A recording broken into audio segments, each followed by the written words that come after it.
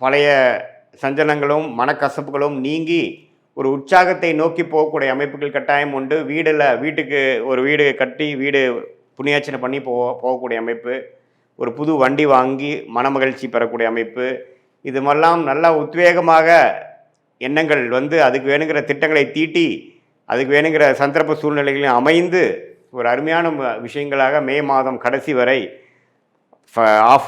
Middle இருந்து பார்த்தீங்கன்னா second half மே அற்புதமான ஒரு மாதமாக ஏப்ரல் மாதத்தில் நீங்கள் பட்ட பாடெல்லாம்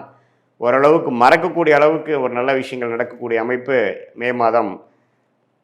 2026 கண்டிப்பாக கன்னிராசிக்காரர்களுக்கு இருக்குது. இது பொதுவான பலனே தவிர உங்களுடைய ஜென்ம ஜாதகத்தில் நீங்கள் எந்த தேதியில் பிறந்தீங்க, எந்த நேரத்தில் பிறந்தீங்க, எந்த ஊரில் பிறந்தீங்க வச்சுங்க. திருக்கணித பஞ்சாங்கத்தில் உங்களோட ஜாதகத்தை போட்டு நீங்கள் எந்த லக்னத்தில் பிறந்தீங்க, ராசி தான் கன்னிராசி, லக்னம் என்ன, அந்த லக்னாதிபதி எப்படி இருக்கார், ஸ்தானபலம் இருக்கா, திக்பலம் இருக்கா, திருக்பலம் இருக்கா,